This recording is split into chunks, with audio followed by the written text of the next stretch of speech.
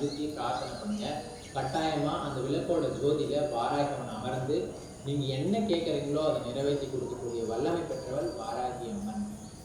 தவறாம இந்த விளக்கேற்றத்தை மட்டும் மறந்துடாதீங்க. என்னால் விளக்கே பத்தமாதர்கள் கோயில் கிடையாதுங்க. வாராகியம்மன் கோயிலே இருக்குன்னா ரொம்ப நல்லது. வாராகியம்மன் கோயிலுக்கு இது கோயிலுமே ஒரு அம்மனாலயம் இருக்கும். அந்த அம்மனாலயத்துக்கு சென்று தீபத்துக்கு எண்ணெய் வாங்கி கொடுக்கறது ரொம்ப ரொம்ப ஒரு நல்ல பலன்களை உங்களுக்கு தரும். அது மாதிரி அபிஷேகத்துக்கு அபிஷேக பொருட்கள் ரொம்ப நாட்கள் வாங்கி தரது ஒரு நல்ல உங்களுக்கு வாழ்க்கையில் அடுத்த பரிமாணத்துக்கு போகக்கூடிய நல்ல வாய்ப்பாக உங்களுக்கு அமைக்கும்.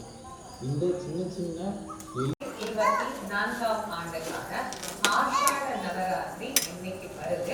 அதுல சிறப்புக்குரிய முக்கியமான நாட்கள் எல்லாம் எவ்வாறு வழிபாடு செய்யலாம்? பல ஆண்டுகளாக தொடர்ந்து நம்முடைய யூடியூப்ல ஆஷாட பத்தி நம்ம நிறையவே பேசியிருக்கிறோம். அதனால அதனுடைய பதிவுகள் உங்களுக்கு இருக்கும் அப்படிங்கிறதுனால இதை தரணுமா அப்படின்னு யோசனை இருக்கு. ஆனா நிறைய பேரு நம்ம ஆஷாட நவராத்திரியை பத்தி தயவு செய்து இந்த ஏற்கனவே நீங்க நிறைய வாராகி பத்தியும் ஆஷாட நவராத்திரி இருந்தா கூட நீங்க இந்த ஆண்டு ஒரு பதிவு கொடுத்தீங்கன்னா எங்களுக்கு அப்படிங்கிற ஒரு வார்த்தையவே ஆனா பல ஆண்டுகளாக ஆஷாட நவராத்திரி பத்தியும் நாங்க அந்த மரங்களுக்கு கீழே கூட வச்சிருப்பாங்க. அதை தாண்டி போகும்போதும் சரி அதில் வரும் துன்பத்தை நீக்கும் தன்மை இந்த வாராகிக்கு உண்டு. மேலோட்டமான நன்மையை தருபவள் அல்ல.